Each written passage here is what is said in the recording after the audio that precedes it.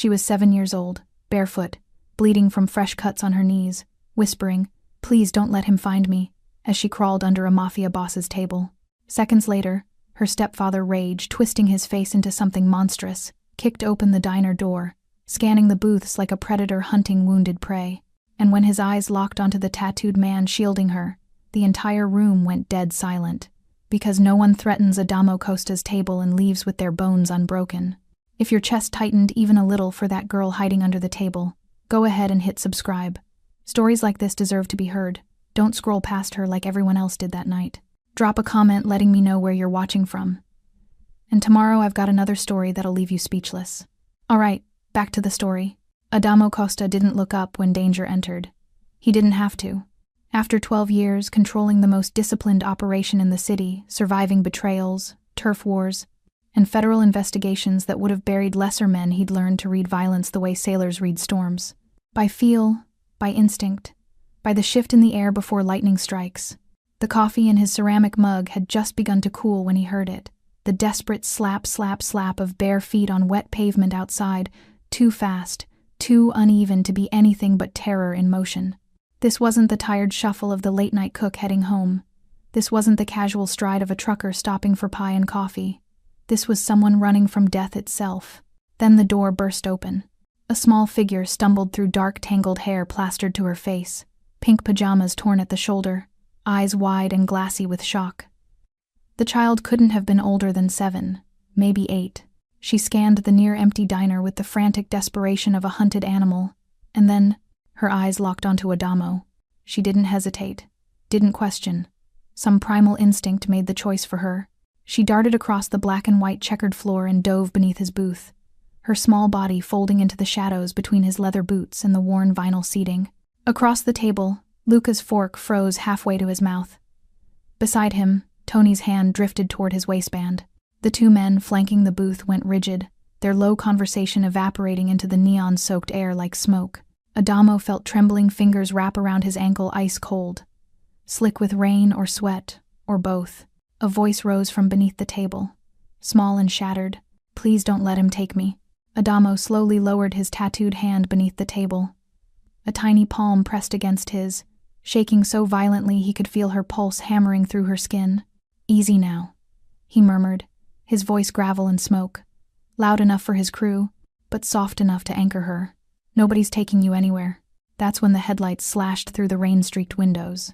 A battered pickup truck, rust brown, one headlight flickering, roared into the parking lot with the reckless aggression of a bull charging red. The engine growled for 3 long seconds before cutting off with a violent choke. Then the door slammed open. A man emerged, broad-shouldered, wild-eyed, fists clenched so tight his knuckles glowed white under the street lamp. His shirt was half untucked, belt hanging loose, and his face was twisted into something that barely resembled human. Raymond Hale stepped into the diner like a storm given flesh. His eyes swept the room booth by booth, face by face, searching, and when his gaze finally landed on Adamo's table, on the man sitting calm and unmoving with tattooed hands resting flat on the table's edge, Raymond's lips curled into something between a snarl and a grin. "I'm looking for my stepdaughter," he growled, voice thick with barely contained violence. Little brat ran off. "You seen her?" The diner went silent. Every eye turned to Adamo. And Adamo, his expression carved from stone, his voice colder than the rain outside, lifted his gaze and met Raymond's eyes without flinching. "No," he said simply. "Haven't seen anyone." Raymond's jaw clenched. His fingers twitched toward his belt. But before he could move, before he could speak, Luca and Tony shifted in their seats, subtle, deliberate movements that made the bulges beneath their jackets unmistakable. Raymond's eyes flicked to them, then back to Adamo. For 5 heartbeats, the world balanced on the edge of violence. Then Raymond exhaled through his nose, slow and venomous. "She's mine," he hissed. "And when I find her—" "You won't," Adamo interrupted, his voice quiet but absolute. "Not tonight." Raymond stood there, trembling with rage, eyes locked on Adamo like he was memorizing his face for a future grave. Then he spat on the floor, turned on his heel, and stormed out. The truck engine roared back to life. Tires screeched. The red taillights vanished into the rain. Silence returned to the diner, thick, heavy, dangerous. Beneath the table, Janice Abrams pressed her face against Adamo's boot and sobbed silently, her entire body shaking with the kind of relief that only comes after survival. Adamo didn't move, didn't speak. He simply rested his hand on the edge of the table and waited until her breathing slowed. Then, quietly, he said, "Nobody touches that kid. Nobody hands her over. Understood?"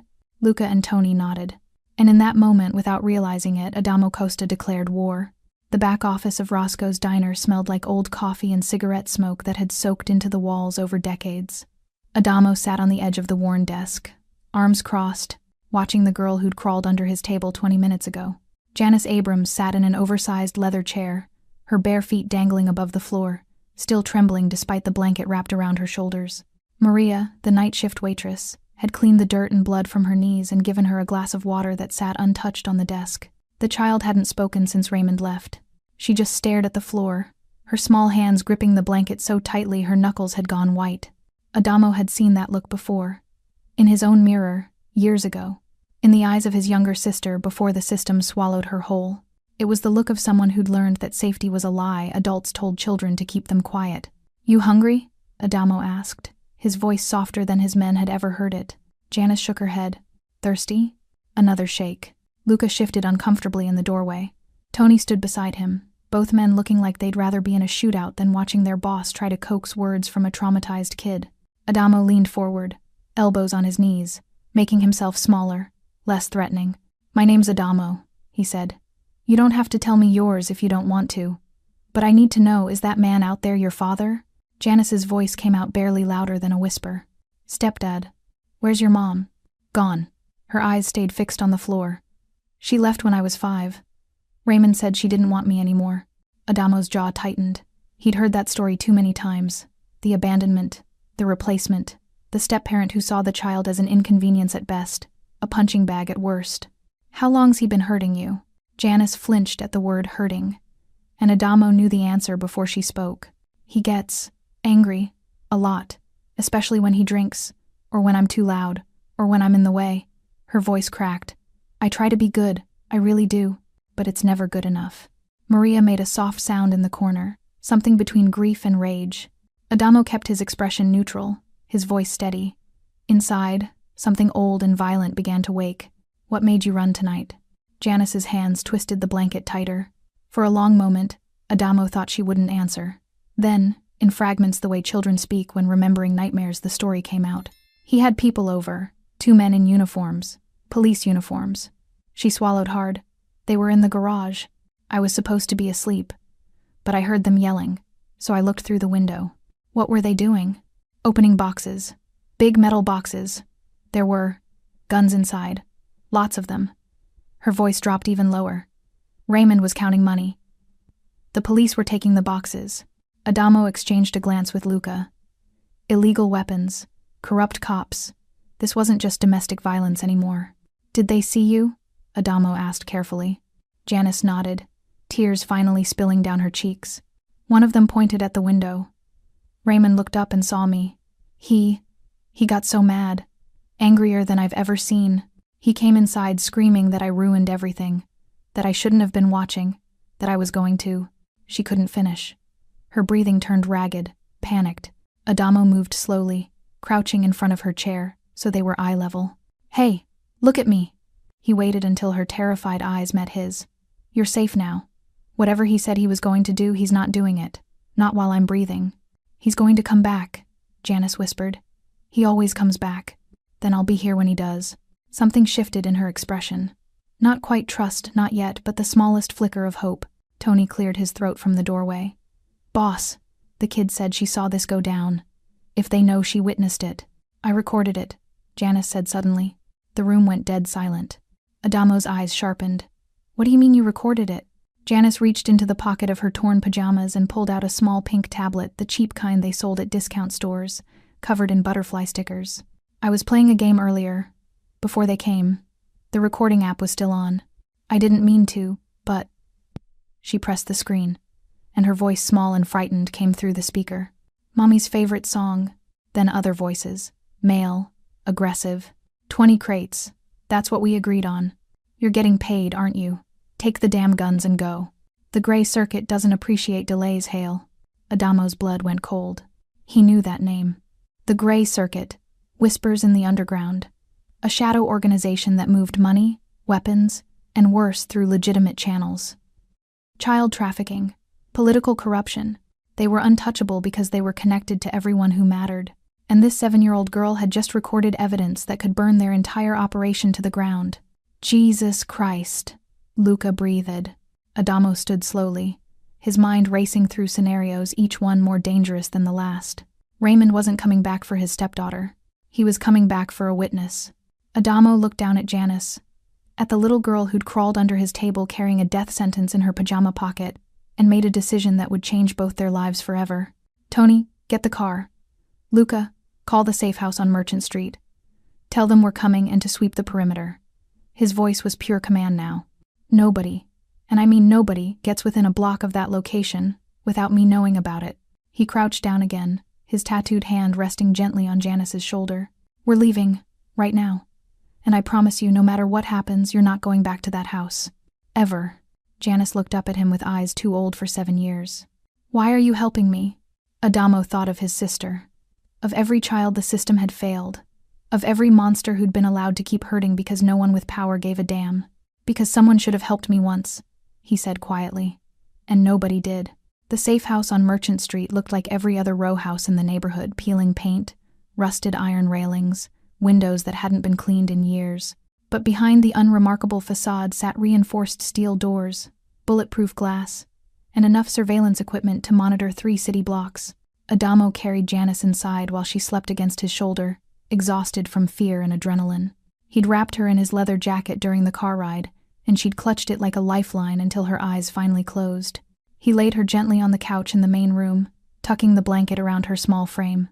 For a moment, he just stood there, watching her chest rise and fall, her face finally peaceful in sleep. She looks so small, Maria whispered from the doorway. She'd insisted on coming, refusing to let Adamo handle this alone. Hard to believe she's carrying something that dangerous. Adamo pulled the pink tablet from his pocket, the weight of it suddenly feeling heavier than any weapon he'd ever held. Get some rest, he told Maria. I'll take first watch. But sleep wasn't coming. Not tonight. For the next 3 hours, Adamo sat at the dining table with Luca and Tony, playing the recording over and over, piecing together fragments of conversation like a deadly puzzle. The gray circuit doesn't appreciate delays, Hale. Tell Latimer we need the permits signed by Friday or the whole shipment's compromised. Those kids from the Riverside shelter, they're being moved Thursday night. Each replay made Adamo's blood run colder. Latimer, Tony said, tapping his finger on the table. That's Judge Malcolm Latimer. He's presided over half the custody cases in the city for the last decade. And he's signing permits for weapons shipments? Luca leaned back, running a hand through his hair. This is bigger than some dirty cops shaking down criminals. Adamo stared at the tablet screen, his mind working through connections he'd spent years mapping. The gray circuit wasn't just a name whispered in back alleys anymore. It was real, organized, powerful, and they were trafficking children. We need to know who else is involved, Adamo said quietly. Police, judges, city officials, anyone connected to Latimer and these shipments. Boss, Luca hesitated. Maybe we should hand this to the feds. Let them what? Adamo's voice went sharp. You heard that recording. Cops are already involved. How many federal agents do you think are on their payroll? How many prosecutors? We give this to the wrong person, and Janice disappears into the system. Or worse. The room fell silent. Tony shifted uncomfortably. So what's the play? Before Adamo could answer, his phone buzzed. A text from Matteo De Laurentiis, his consigliere. Heard you picked up a stray. We need to talk. Tonight. Adamo's jaw tightened. News traveled fast in his world, but this was too fast. He'd only told 4 people about Janice, which meant someone was talking. Matteo arrived 20 minutes later, his expensive suit slightly rumpled, his usual composure frayed at the edges. He'd been Adamo's right hand for 8 years, a strategic thinker, a problem solver, someone Adamo had trusted with his life more times than he could count. But tonight, something felt off. You're making a mistake, Matteo said the moment he walked through the door, not bothering with pleasantries. Taking in that kid. It's going to blow back on all of us. Adamo stood from the table, arms crossed. She's 7 years old and her stepfather was selling weapons to corrupt cops. What was I supposed to do? Hand her over to child services. Let the system handle it. Matteo's voice was clipped, urgent. You're putting the entire family at risk for one kid. The system? Adamo's voice dropped dangerously low. The same system that has judges signing off on weapons trafficking? The same system that's moving kids from shelters in the middle of the night? That system? Mateo stepped closer, lowering his voice. You're not thinking clearly, Adamo. You're letting emotion cloud your judgment. This girl, she's not your responsibility. She's not your sister. The air in the room went cold. Luca and Tony tensed, hands drifting instinctively toward their waistbands. Adamo took a slow breath, his eyes locked on Mateo's. Say that again. I'm saying you're making this personal when it should be business. Mateo's frustration was bleeding through now. We have operations across 6 districts. We have alliances that took years to build. You want to throw all of that away because some kid stumbled into the wrong place at the wrong time? She didn't stumble. She ran. From a man who was going to kill her for witnessing something she shouldn't have seen. Adamo's voice was steel now. And yeah, Mateo, it is personal. Because when I was 10 years old, I watched my sister beg for help from people who were supposed to protect her. And they did nothing. So forgive me if I'm not willing to let history repeat itself. Mateo stared at him for a long moment, something unreadable flickering behind his eyes. You're going to get people killed, he said finally. People who've been loyal to you for years. Then they can walk away. Nobody's forced to stay. Adamo stepped back, creating distance. But that girl? She stays. End of discussion. Mateo's jaw worked like he wanted to say more. Instead, he shook his head slowly. I hope you know what you're doing, boss. He turned and left without another word. The door clicked shut behind him. Tony let out a breath he'd been holding. That was weird, right? That wasn't just me? He's scared, Luca said quietly. Can't blame him. The gray circuit isn't something you go to war with lightly. Adamo walked to the window, watching Mateo's car pull away into the night. Something wasn't right. The urgency in Mateo's voice. The way he'd pushed so hard to get rid of Janice. The timing of his arrival. Double the security, Adamo said without turning around. And from now on, nobody knows our movements except the 3 of us. You think Mateo's compromised? Tony asked carefully. Adamo didn't answer. But as he watched the taillights disappear around the corner, one thought crystallized in his mind with terrible clarity. Trust was a luxury he could no longer afford. 3 days passed in tense silence. Janice barely spoke. She stayed close to Adamo, always within arm's reach, like a shadow afraid of losing its light. She ate when he told her to, slept curled up on the couch with her pink tablet clutched to her chest. And every time a car drove past outside, she flinched. Maria brought her clothes from a thrift store, jeans that were a size too big, a purple hoodie, sneakers with Velcro straps. Janice wore them without comment, her eyes distant, like she was waiting for the inevitable moment when this fragile safety would shatter. Adamo knew that feeling. He'd lived it. On the 3rd night, he made the call he'd been avoiding. We need to move her, he told Luca and Tony in the kitchen while Janice slept. This place is compromised. Too many people know about it. Where? Tony asked. The old marina property, north side. It's been off the books for 2 years, no records, no paper trail. We move after midnight when the streets are clear. Luca nodded. I'll prep the route. Side streets only, no highways. Adamo glanced toward the living room, where Janice's small form was barely visible under the blanket. She deserves better than this, he said quietly. Running, hiding, living like a fugitive. She's alive, Tony said simply. That's more than Raymond would have given her. Adamo knew he was right. But it didn't make the guilt any lighter. They left at 1:47 a.m. 2 cars. Adamo drove the lead vehicle with Janice in the back seat, wrapped in a blanket, barely awake. Luca and Tony followed in the second car, maintaining a 2-block distance. The streets were empty, just the occasional drunk stumbling home, a few late-shift workers waiting at bus stops. The city had that hollow, suspended feeling it only gets in the dead hours before dawn. Janice sat up slightly, rubbing her eyes. Where are we going? Her voice was small, uncertain. Somewhere safer, Adamo said, glancing at her in the rearview mirror. Somewhere Raymond won't think to look. He'll find me. It wasn't fear in her voice anymore, just resignation. He always finds me. Not this time. Adamo turned onto Riverside Avenue, a narrow street lined with closed storefronts and abandoned warehouses. The route Luca had mapped out was solid, minimal traffic cameras, easy exits if something went wrong, but something already had. The first shot shattered the rear window. Glass exploded inward. Janice screamed. Adamo's instincts took over. He jerked the wheel hard right, slamming the car into the alley entrance as bullets punched through the trunk, The doors. The roof. Get down, Adamo roared. Head down. Now. Janice dropped to the floor, hands covering her head, sobbing. Through the spider-webbed windshield, Adamo saw them. 3 men on the rooftop across the street, muzzle flashes lighting up the darkness. 2 more emerging from a parked van, assault rifles raised. This wasn't random. This wasn't opportunistic. This was planned. Adamo's phone buzzed Luca calling. We're boxed in! Luca's voice was sharp with adrenaline. 2 shooters on the east side, 1 blocking the exit behind us. Adamo slammed the car into reverse, tires screaming as bullets tore through the hood. Steam hissed from the radiator. The engine sputtered. They weren't getting out in the car.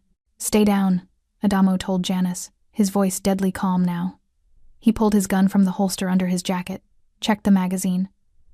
Don't move until I tell you. Understand? Janice nodded, tears streaming down her face. Adamo kicked open the driver's door and rolled behind the engine block just as gunfire erupted again. Rounds sparked off metal. 1 grazed his shoulder hot, sharp, adrenaline masking the pain. He returned fire. 2 shots. 3. One of the rooftop shooters dropped. Behind him, he heard Luca and Tony's car screeching to a halt. Doors opening. The sharp crack, crack, crack of their weapons answering the ambush. Adamo, Tony's voice. We got 2 down, but more coming from the north. Adamo fired again, keeping low. His mind was already calculating exits, angles, survival odds. Then he heard it. Janice's voice, small and terrified. Adamo. He turned. One of the shooters had flanked around the alley entrance. He was 15 feet away, rifle aimed directly at the car at Janice. Time fractured. Adamo didn't think. Didn't calculate. He lunged forward, throwing himself between the gunman and the car just as the rifle barked. The bullet hit him in the side, just below the ribs. White-hot pain, his vision blurred, but his gun was already up. 1 shot. The gunman dropped. Adamo collapsed against the car door, blood spreading across his shirt. Janice was screaming his name, her small hands reaching for him through the broken window. I'm okay, he gasped, though he wasn't sure if it was true. I'm okay, kid. Stay down. Luca appeared beside him, dragging him upright. Jesus, boss. Get her out, Adamo growled. Get her out now. Tony pulled the rear door open, scooping Janice into his arms. She fought him, reaching back toward Adamo. No, don't leave him. Go, Adamo shouted. Luca fired 3 more shots, covering their retreat. Sirens wailed in the distance finally, uselessly. Tony carried Janice to the second car while Luca half-dragged Adamo behind him. They piled in. Tires screeched. The car rocketed down the alley, bullets chasing them into the darkness. In the back seat, Janice pressed her hands against Adamo's wound, trying to stop the bleeding. Her fingers were too small, too weak. You're hurt, she sobbed. You're hurt because of me. Adamo's hand covered hers, warm blood sticky between their fingers. Not because of you, he said, voice strained but certain. For you. There's a difference. 2 blocks away, in a parked sedan hidden in shadow, Matteo De Laurentiis lowered his phone. On the screen was a text message he'd sent 20 minutes before the ambush. Riverside Avenue, 1:45 a.m. Make it clean. He closed his eyes, jaw tight, and whispered to himself, I'm saving the family. I'm saving us all. Then he drove away into the night, leaving the sound of sirens and gunfire behind him. The makeshift medical room smelled like antiseptic and blood. Adamo sat shirtless on the edge of a metal table, while Dr. Rinaldi, a retired trauma surgeon who'd patched up more criminals than he cared to count, finished stitching the bullet wound in his side. You're lucky, Rinaldi muttered, tying off the last suture. Another inch to the left and you'd be bleeding out in an alley right now. Lucky, Adamo repeated flatly, wincing as the doctor wrapped bandages around his torso. Yeah, that's what I feel. Across the room, Janice sat in a chair far too large for her, knees pulled to her chest, watching Adamo with wide, guilt-stricken eyes. She hadn't spoken since they'd arrived at the new safe house, an abandoned dental office on the edge of the industrial district. Maria sat beside her, one arm around the girl's shoulders, whispering reassurances that clearly weren't working. She thinks it's her fault, Maria said quietly to Adamo. It's not. Adamo's voice was firm despite the pain radiating through his side. He looked directly at Janice. You hear me, kid? This isn't on you. Janice's eyes filled with tears, but she didn't respond. Dr. Rinaldi packed up his kit. Keep the wound clean. Change the dressing twice a day, and for God's sake, don't get shot again for at least a month. I'll try, Adamo said dryly. After the doctor left, Luca entered, his expression grim. We got a problem. Adamo stood slowly, pain flashing through his side. What now? Special Agent Elena Rowan. The Fed you reached out to 3 days ago? She just got arrested. The room went cold. Arrested for what? Bribery, evidence tampering, conspiracy. Luca pulled up a news article on his phone, showing Adamo the headline, Federal Agent Arrested in Corruption Scandal. Below it was a photo of Agent Rowan being led out of the FBI field office in handcuffs, her face pale, her eyes hollow with shock. Adamo read the article quickly, his jaw tightening with each sentence. Special Agent Elena Rowan, 38, was taken into custody this morning, following an internal investigation that uncovered evidence of accepting bribes from organized crime figures and falsifying federal warrants. This is bullshit, Adamo growled. Rowan's clean. I vetted her myself. Clean or not, she's in custody. And all the documents she was building on the gray circuit? Gone. Vanished from evidence lockup. Luca's voice dropped. Someone wiped the slate, boss. They erased everything she had. Tony appeared in the doorway, phone pressed to his ear. He ended the call and looked at Adamo with barely contained rage. Just got word from our guy at the courthouse. Judge Latimer signed the warrant for Rowan's arrest personally. Of course he did. Adamo leaned against the table, his mind racing through the implications. Agent Rowan had been their only legitimate connection to the federal system, someone who could take Janice's recording and turn it into actionable prosecutions. Now she was facing prison herself. And whoever was behind it had just sent a very clear message. We can reach anyone. We can destroy anyone. You can't win this. They're cleaning up, Adamo said quietly. Tying off loose ends. Anyone who gets close to the truth gets buried. So what do we do? Tony asked.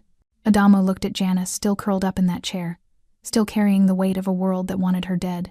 We go to war, he said simply, but smarter. No more reaching out to feds. No more trusting the system. We handle this ourselves. Luca shifted uncomfortably. Boss, I'm with you. You know I am. But taking on the gray circuit alone? That's suicide. Then we don't go alone. Adamo grabbed his shirt, pulling it on carefully over the bandages. We find their enemies, people they've burned, rivals who want them gone as badly as we do. We build an alliance. And the girl? Tony glanced at Janice. She can't keep running forever. She won't have to. Adamo's voice hardened. Because we're going to end this. Permanently. Later that night, after Maria had finally coaxed Janice into sleeping, Adamo sat alone in the dark office, staring at the pink tablet on the desk. The recording played softly through the speaker. The gray circuit doesn't appreciate delays. Hail. Those kids from the Riverside shelter, they're being moved Thursday night. He replayed it. Again. And again. There was something in the background he hadn't caught before. A sound. Faint, but distinct. He leaned closer, turning up the volume. A train horn. Then a voice in the distance. Platform 6. Last call for Newark. Newark Station. Adamo's eyes narrowed. The recording wasn't made at Raymond's house. It was made somewhere near the train station, which meant Raymond had been moving the weapons through public transit, hiding in plain sight, using the crowds and constant motion to mask the transfers. And if that was true, then there were records, security footage, transit logs, evidence that couldn't be wiped as easily as federal documents. Adamo pulled out his phone and texted an old contact, someone who owed him favors and had access to the city's transit surveillance system. Need footage from Newark Station. 3 nights ago. All platforms. Send it encrypted. The response came 2 minutes later. You got it. But be careful. Word is someone's been asking about you. High-level inquiries. Federal. Adamo stared at the message. Federal. Not the gray circuit.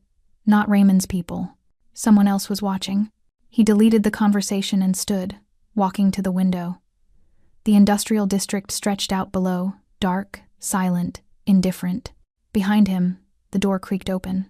Matteo stepped inside, his face carefully neutral. Heard about Rowan, he said. That's rough. Adamo didn't turn around. Yeah, rough. Makes you wonder who you can trust anymore, doesn't it? Something in Matteo's voice made Adamo's spine stiffen. He turned slowly, studying his consigliere's face in the dim light. It does, Adamo said carefully. Makes you wonder who's really on your side. Matteo held his gaze for a long moment. I'm just saying maybe it's time to reconsider this whole thing. Hand the girl over to someone who can protect her properly. Before more people get hurt. She's staying with me. Even if it costs you everything? Adamo stepped closer, his voice dropping to something dangerous. Especially then. Mateo's jaw tightened. For a moment, something flickered behind his eyes. Guilt, maybe, or calculation. Then he nodded slowly. Your call, boss. He left without another word, and Adamo stood there in the darkness, the cold certainty settling over him like snow. The enemy wasn't just outside anymore. They were already inside. The explosion happened at 4:17 a.m. Adamo jolted awake on the couch, his hand instinctively reaching for the gun on the coffee table. The wound in his side screamed in protest, but adrenaline drowned out the pain. Across the room, Janice sat up, eyes wide with terror. What was that? She whispered. Before Adamo could answer, his phone erupted with calls. Luca, Tony, 3 other crew members. He answered Luca first. Boss, static crackled. The Merchant Street house, it's gone. Completely gone. Adamo's blood turned to ice. What do you mean gone? Blown to hell. Someone planted explosives in the walls. The whole building collapsed. Luca's voice was shaking. If we'd still been there. Casualties. 2 of our guys were doing a final sweep before shutting it down permanently. They didn't make it out. Adamo closed his eyes, grief and rage warring in his chest. Carlo and Dominic, both good men, both loyal. Both dead because someone had sold them out.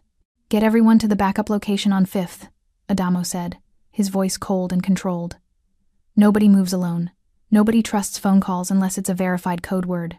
Understand? Understood. Adamo ended the call and looked at Janice. She was trembling, the blanket clutched around her like armor. We're leaving, he said quietly. Right now. 20 minutes later, they were in the car, Adamo driving despite the pain. Janice in the back seat with Maria, Tony riding shotgun with his weapon ready. The streets were still dark, the city barely awake. But Adamo's mind was racing, connecting pieces of a puzzle he'd been trying to ignore. The ambush on Riverside Avenue, someone had known the exact route, the exact time.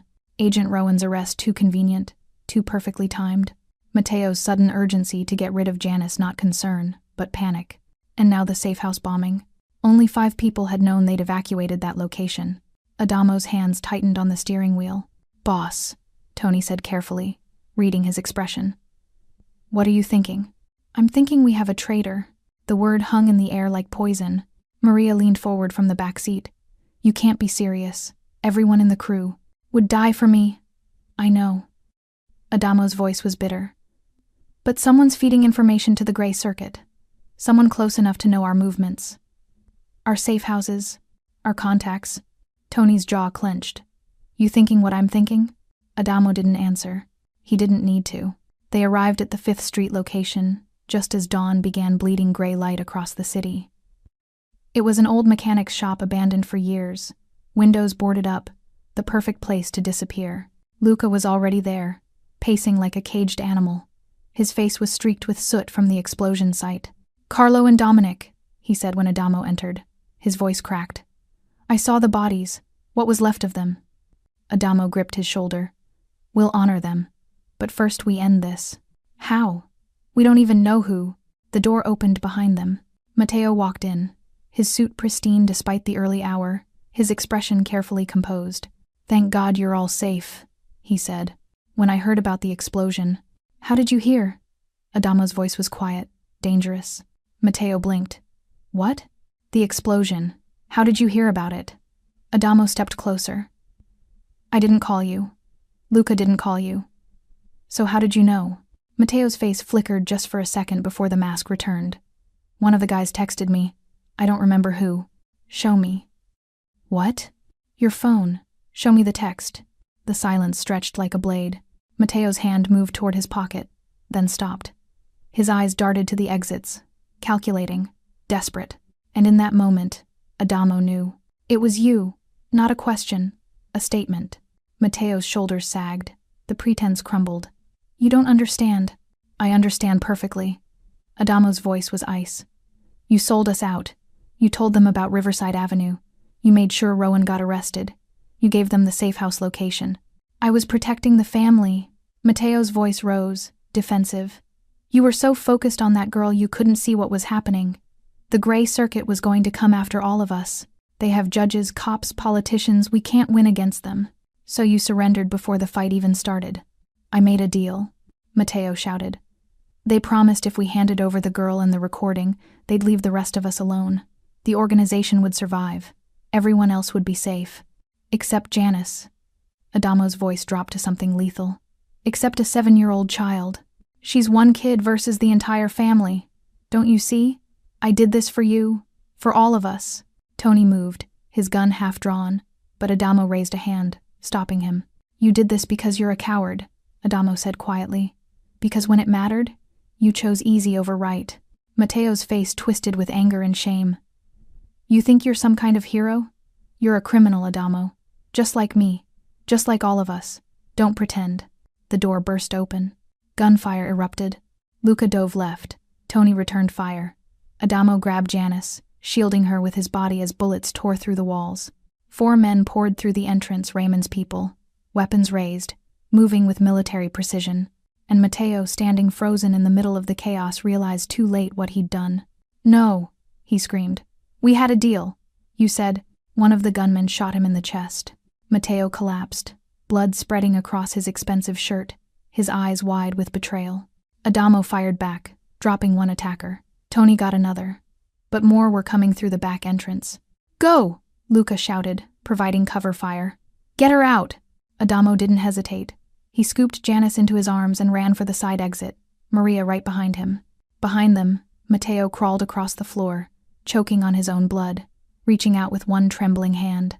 Adamo, he gasped. I'm sorry, I thought. Another explosion rocked the building. The ceiling groaned.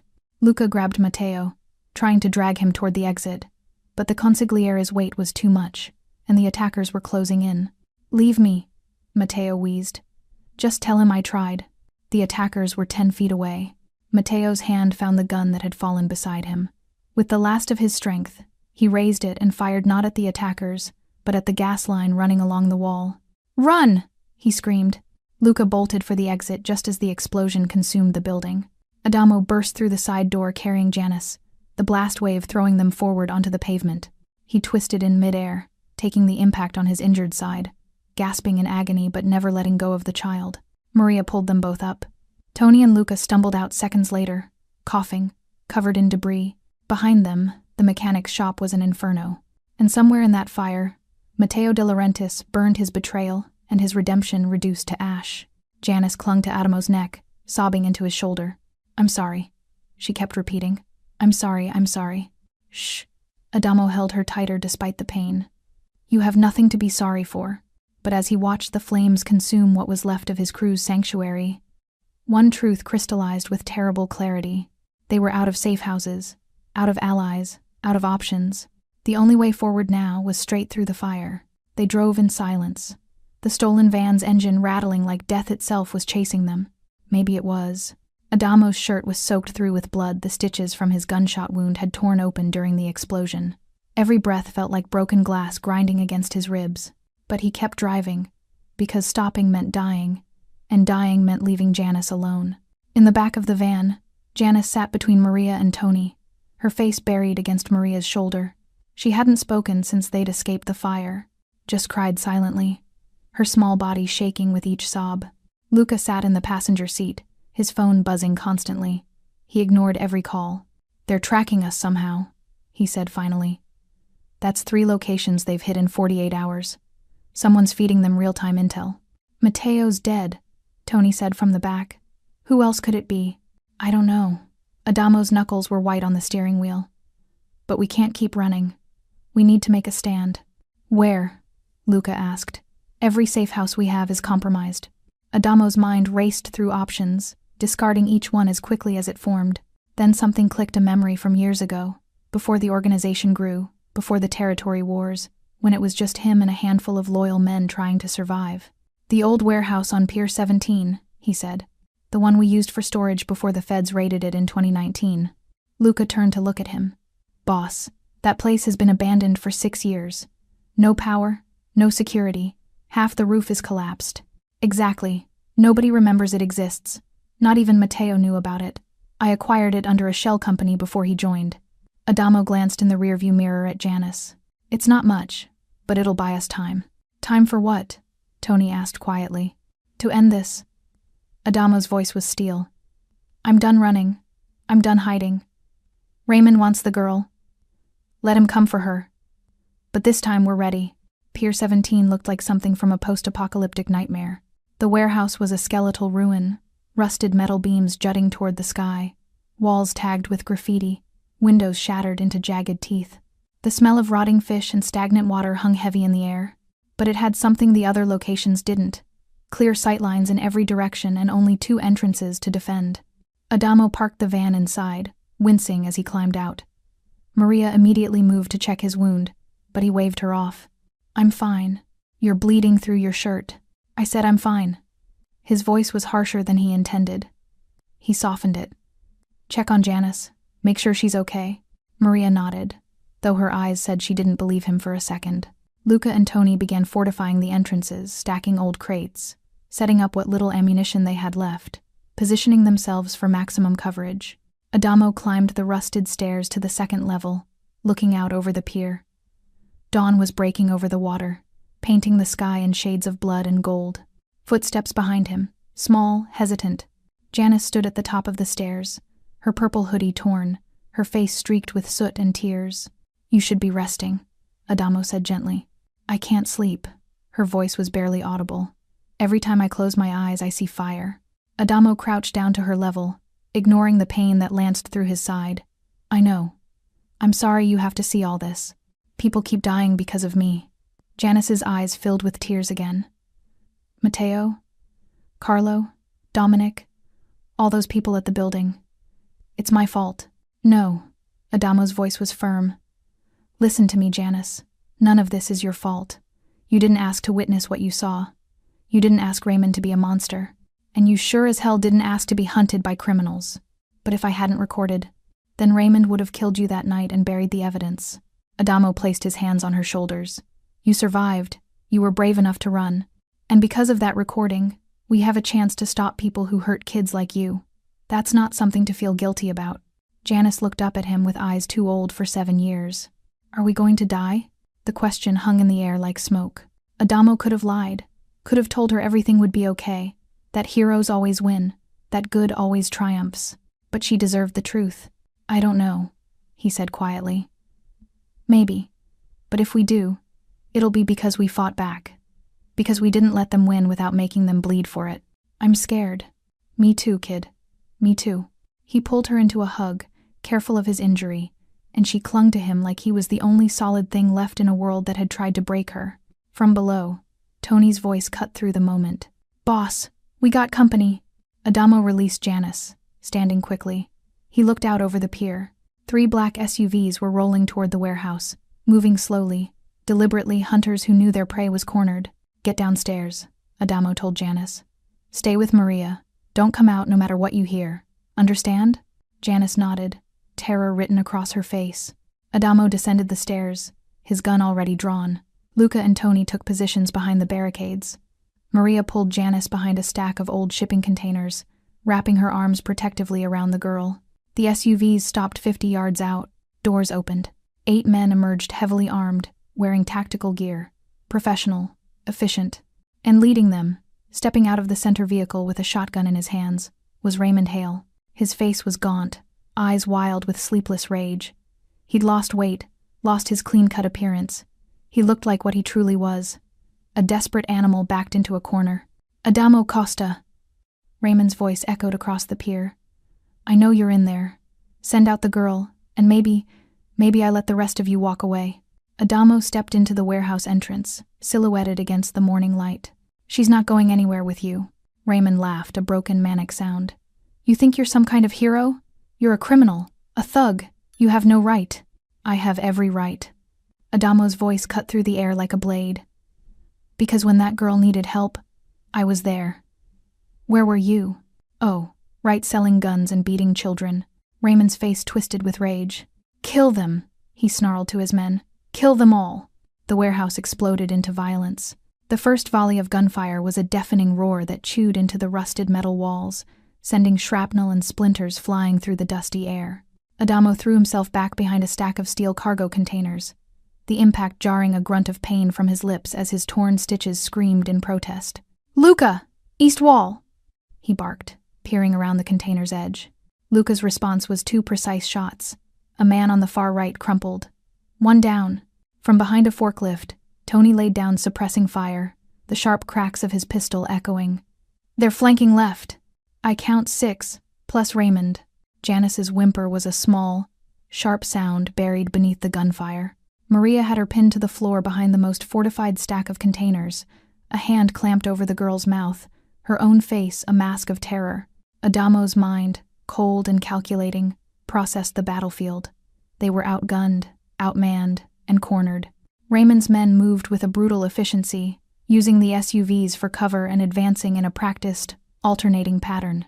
This wasn't a gangland brawl. This was a tactical assault. "We can't hold them here!" Tony yelled, ducking as a bullet sparked off the forklift's mast. "We're pinned." Raymond's voice cut through the brief lull in shooting, manic and triumphant. "Out of hiding holes, Costa? Gonna die in this dump for a brat that isn't yours." Adamo's gaze swept the cavernous space, past the peeling posters and rotting crates, and landed on a rusted metal door nearly hidden behind a curtain of old canvas tarps. The emergency exit. It was their only chance. "Luca! Suppressing fire on my mark! Tony, you get Maria and the girl to that rear exit," Adamo commanded, his voice cutting through the chaos with absolute authority. "Do not stop. Do not look back." "What about you?" Luca shouted, reloading his weapon with practiced speed. "I'm right behind you, now." Luca rose and unleashed a hailstorm of bullets toward the SUVs, forcing Raymond's men to duck. In that precious window, Tony bolted from his cover, grabbing Maria's arm and pulling her up.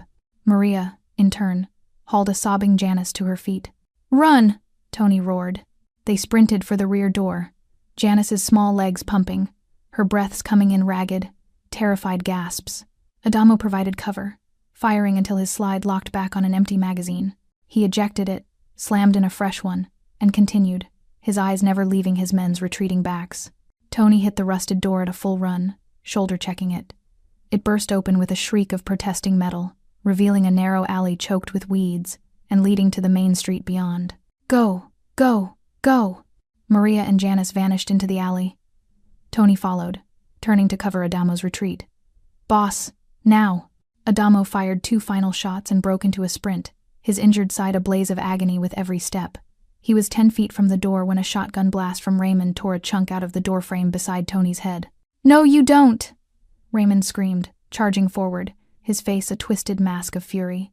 Luca, still providing cover, stood to draw fire. It was a heroic, fatal mistake. A burst from an assault rifle caught him in the chest and leg. He cried out, stumbling backward, his weapon clattering to the concrete floor. "Luca!" Adamo skidded to a halt, turning back. "Go!" Luca gasped, blood already soaking his jacket. He looked at Adamo, his eyes wide with pain but clear with purpose. "Get her out! Go!" It was the same choice Matteo had forced upon him, the family or the girl. Adamo's jaw clenched so tight he thought his teeth would crack. With a final, agonized look at his loyal soldier, he turned and lunged through the doorway. "Move!" he yelled at Tony, shoving him into the alley. He slammed the heavy metal door shut, spotting a rusted metal bar leaning against the wall. He jammed it through the handles, a flimsy, temporary barricade. It would hold for seconds, maybe. The sound of fists and gun butts pounding on the other side of the door began immediately. "The van!" Adamo ordered, and the 3 of them, Adamo, Tony, and a terrified Janice clutched in Maria's arms, sprinted down the alley. The stolen van was where they'd left it, a block away. They piled in, Adamo wrenching the driver's door open and ignition roaring to life just as the warehouse's rear door burst open behind them. He didn't look back.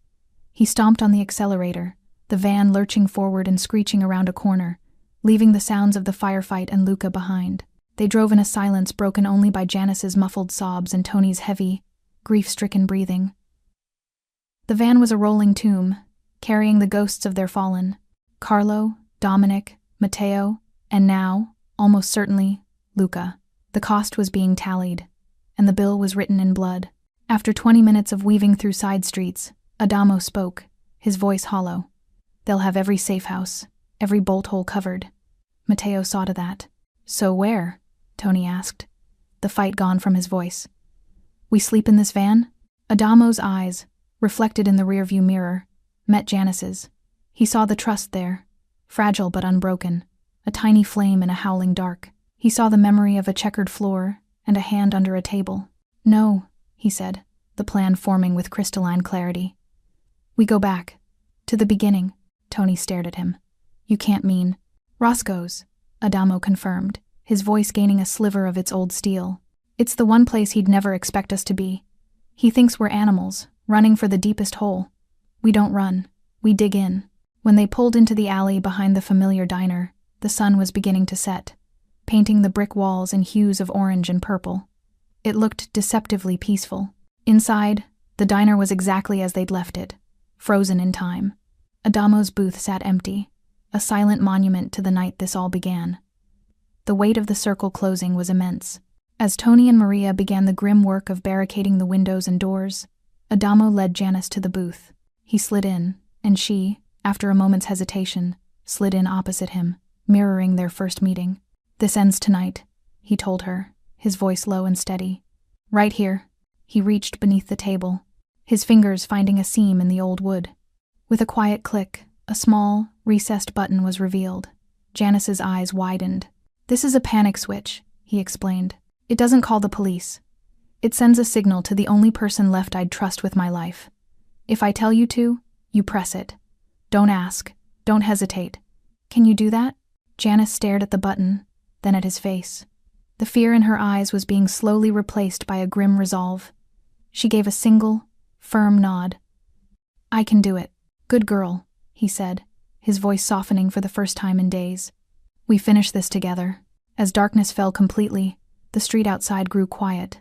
Too quiet. The final, tense, wait had begun. Janice didn't hide. She sat in the booth, her small hand resting on the table near the hidden switch, waiting. The hunted child was gone. In her place was a witness, ready to see it through. Headlights suddenly flooded the boarded-up windows. Doors slammed. A familiar, rage-twisted voice shattered the silence. Costa, I know you're in there. Adamo slowly stood up, a king returning to his throne to face his usurper. He looked at Janice one last time. Remember your promise. Then he turned to face the door. A solid, unyielding figure in the dim light of the diner. She's not yours to take, Raymond, he said, his voice carrying through the door, calm and absolute. Come and try. Raymond's answer was a wordless roar of fury, followed by the thunderous crash of a boot against the diner's front door. The wooden barricade Tony had built splintered, the sound like a gunshot in the tense silence. Positions, Adamo said, his voice low and calm, a stark contrast to the storm breaking outside. Tony melted into the shadows of the kitchen doorway, pistol raised. Maria stood behind the counter, a sawed-off shotgun resting on the formica top, her hands steady. Adamo remained standing before his booth, a dark silhouette, making himself the target. The door burst inwards, hanging crookedly on its hinges. Raymond stood framed in the entrance, backlit by the streetlights, a shotgun in his hands. His eyes were wild, his face a grotesque mask of sleepless rage and desperation.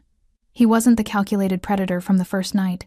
He was a rabid dog, backed into a corner and ready to bite. Where is she, Costa? He snarled, his chest heaving. She's under my protection, Adamo replied, not moving a muscle. That's the only answer you get. Raymond's lips peeled back from his teeth. He raised the shotgun, aiming directly at Adamo's chest. Wrong answer. Before he could pull the trigger, two figures in police uniforms stepped out of the darkness behind him, flanking him. They moved with an arrogant swagger, their service pistols drawn and aimed into the diner. Officer Miller and Officer Shaw, the same men from Janice's recording.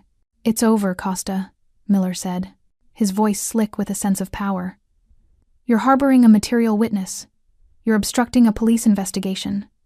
Step aside and hand the girl over, and maybe you only do 20 years. Adamo didn't even glance at them. His eyes remained locked on Raymond. You brought cops to do your dirty work now, Hale? Couldn't finish it yourself? They're here to make it official, Raymond spat. To clean up the mess you made? From her hiding place under the table, Janice trembled, her small body pressed into the shadows between Adamo's boots and the worn vinyl seat. She could see their shoes, hear the venom in their voices. She squeezed her eyes shut, trying to block it out, but the sound of the recording played in her mind. 20 crates, that's what we agreed on. These were the same men. The gray circuit sends its regards, Shaw added with a cold smile. They don't like loose ends. That was the signal. Adamo gave a barely perceptible nod. Tony, from the kitchen, fired once. The shot was impossibly precise, tearing the shotgun from Raymond's grasp and sending it clattering across the checkered floor. Raymond screamed, clutching his bleeding hand. Chaos erupted. Miller and Shaw opened fire, their bullets shattering the remains of the front window and pocking the walls. Tony returned fire from the kitchen, pinning them in the doorway. Maria fired the shotgun from behind the counter, the deafening blast chewing a hole in the wall next to the entrance. Adamo used the distraction. In one fluid motion, he dropped into the booth, his body shielding Janice's hiding spot. "Get ready," he murmured to the space beneath the table. Raymond, ignoring his wounded hand, scrambled for his fallen shotgun.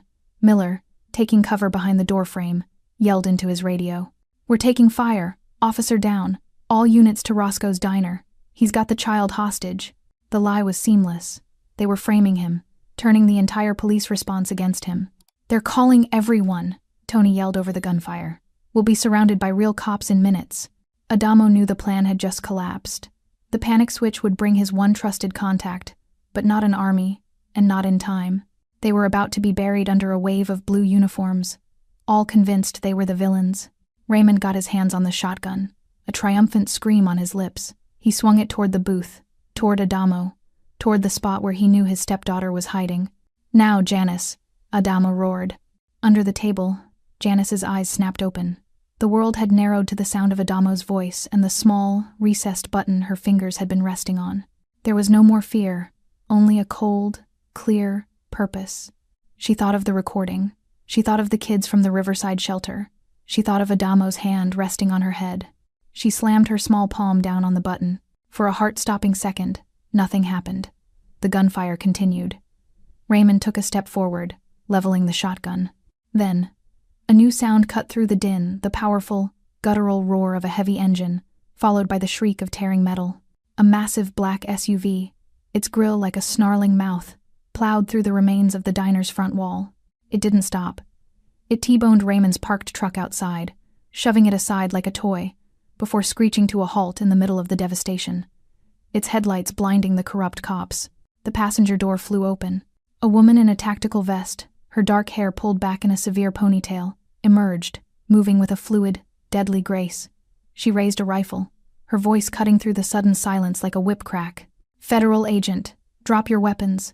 Miller, Shaw, you are under arrest for conspiracy, weapons trafficking, and corruption." It was Elena Rowan. She wasn't in prison. She wasn't broken. She was free, and she was furious. Behind her, more figures in FBI vests swarmed through the breached wall, weapons trained on the stunned officers. Raymond, momentarily forgotten in the shocking turn of events, saw his chance.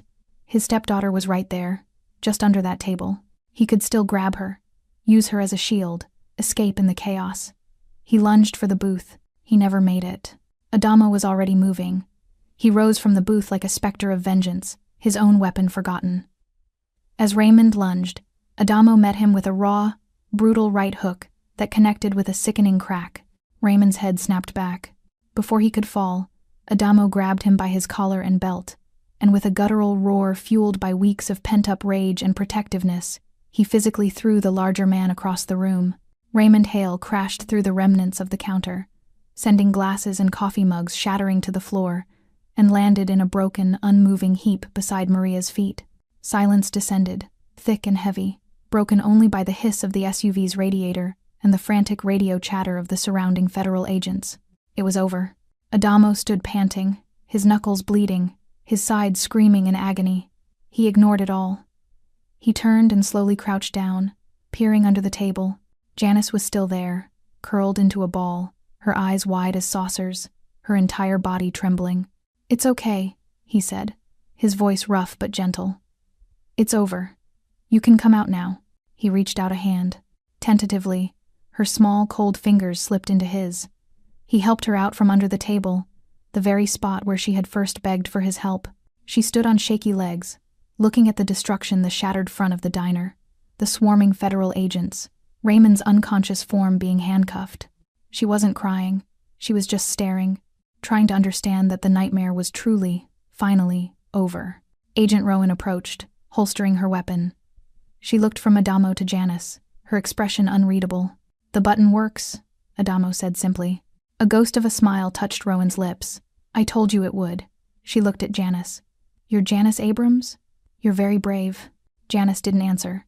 She just moved closer to Adamo, pressing herself against his leg, her hand still clutching his. He rested his tattooed hand on her head, a gesture that had become their silent language of safety and promise.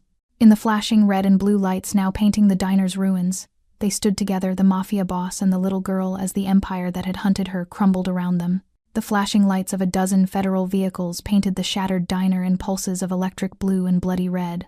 The air, once thick with gunpowder and rage, now smelled of spilled gasoline and cold night air whistling through the broken wall. Agents swarmed, their voices a low, professional hum as they catalogued evidence, read rights, and led the handcuffed traitors Miller, Shaw, and a groaning, defiant Raymond away. In the center of the devastation, an island of stillness existed. Adamo stood, one hand pressed to his bleeding side, the other resting protectively on Janice's head as she clung to his leg. She watched Raymond being shoved into the back of an armored truck, his face a final, twisted snapshot of hatred before the doors slammed shut, locking him away from her forever. A shudder ran through her small frame, but it was not a shudder of fear. It was the last tremor of a ghost finally being exorcised. Agent Rowan finished giving orders and walked over, her boots crunching on broken glass. Her gaze was assessing, moving from the carnage to the unlikely pair at its center. "The circuit is unraveling," she said, without preamble. "We've already moved on the locations from the recording. Judge Latimer was arrested at his country club. The Riverside shelter is secure. It's a clean sweep, Costa. Because of her." She nodded at Janice. Adamo gave a slow, weary nod. "And you?" "The charges were dropped the moment I provided your initial information to the right people. Internal Affairs had been building a case on Miller and Shaw for months. Your evidence was the final piece. I was never truly out of the game." She looked at him, her expression turning grim. "But now we have to talk about what comes next. For you." Adamo's hand tightened on Janice's shoulder. He knew what was coming. He had always known how this would have to end. "I know," he said, his voice low. He knelt down, ignoring the fire in his ribs, so he was eye level with Janice. The diner's neon sign, somehow still intact, cast a pink glow on her face. Her eyes, wide and too old for her years, searched his. "Janice," he began, his voice rough with an emotion he never allowed himself to show. "They have to take me in now." Her breath hitched. "Why? You're the good guy. You saved me. The world doesn't always see it that way, kid. I've done things, bad things, a long time before I met you, and I have to answer for them." He cupped her cheek, his thumb wiping away a tear that escaped. "But this is the only way. My cooperation, my testimony against the Gray Circuit, is the only thing that will ensure you stay safe forever, that you get a real life, with good people who will protect you. It's the deal I made." Tears streamed down her face now, silent and earnest. "I don't want other people. I want you." The words shattered something inside him. He pulled her into a hug, holding her tightly as her small body shook with sobs. He pressed his face against her hair, breathing in the scent of childhood and innocence he had fought a war to preserve. "Listen to me," he whispered into her ear, his voice fierce and promising. "This isn't goodbye. It's see you later. When this is over, when I've made things right, I'm coming back for you. You won't ever be alone again. That's my promise." He held her until her sobs subsided into shaky breaths. When he pulled back, he looked at Maria, who was standing nearby, her own face streaked with tears. He gave her a single, meaningful nod, a transfer of guardianship, a silent plea. Then he stood up, his face hardening into the mask of Adamo Costa once more. He turned to Agent Rowan and held out his hands. "Adamo Costa," Rowan said, her voice formal yet not unkind. "You are under arrest for racketeering, conspiracy, and a list of other charges we'll read on the way. You have the right to remain silent." He didn't hear the rest. He kept his eyes on Janice as the cold metal of the handcuffs clicked around his wrists. He gave her one last, long look, a look that held every unsaid word, every story he'd never tell her, every ounce of a love he never knew he could feel before he was led away, disappearing into the wall of flashing lights. 17 months later, the door of the newly rebuilt Roscoe's diner chimed, a soft, welcoming sound. Afternoon sun streamed through the clean, large windows, illuminating walls adorned with children's drawings. The checkered floor was the same, but the air smelled of fresh paint and baking cookies. It was no longer just a diner. A small, discreet plaque by the door read, "The Janice Abrams Foundation, a safe place." At a familiar booth in the corner, a 9-year-old girl sat, swinging her legs slightly. Janice was taller, her hair was neatly braided, and the hollows of fear were gone from her cheeks, replaced by the soft glow of a child who felt secure. She was coloring, but her eyes kept flicking to the door. Maria, wiping down the counter, smiled softly. "He'll come, Mija," he promised. Just then, the door chimed again. Janice's head snapped up. A man stood there, silhouetted against the light. He was leaner, his hair a little shorter, and he wore a simple button-down shirt and jeans instead of a leather jacket. But the posture was the same. The quiet, solid strength was the same. It was Adamo. His eyes found hers instantly. The stone-carved features of the Mafia boss softened, and a genuine, quiet smile touched his lips, a sight few in his old life had ever seen. Janice slid out of the booth. She didn't run. She walked, her steps steady and sure, across the floor that she had once crawled across in terror. He met her halfway, crouching down just as he had so many times before. "Hi, kid," he said, his voice still gravel and smoke, but now warmed by a profound peace. Janice didn't say a word. She just threw her arms around his neck and buried her face in his shoulder, holding on as if she would never let go. He wrapped his arms around her, holding her tightly, his own eyes closing as he finally, fully, kept his promise. He was home. She was safe. In the booth where it had all begun, a new story was starting. No child hides alone ever again. Thanks for sticking with this story till the end. If you enjoyed it, you're going to love the next one. It's packed with unexpected turns and heartfelt moments. Click the image on your screen to keep the journey going, and make sure to hit subscribe for more amazing stories. Drop a comment and rate this story from 1 to 10. I can't wait to see what you think.